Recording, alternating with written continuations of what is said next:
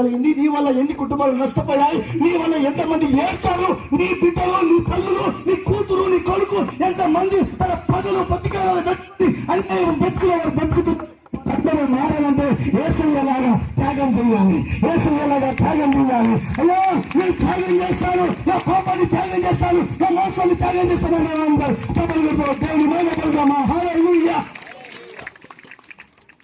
ఆమేన్. ఇంతవరకు రక్షణ పొందని వాళ్ళు, బాప్తిసం తీసుకొని వారు ఎవరన్నా ఉండారా? చేతుల పైకి ఎత్తండి. బాప్తిసం తీసుకొని వాళ్ళు ఎవరన్నారా? ఒక్కటి.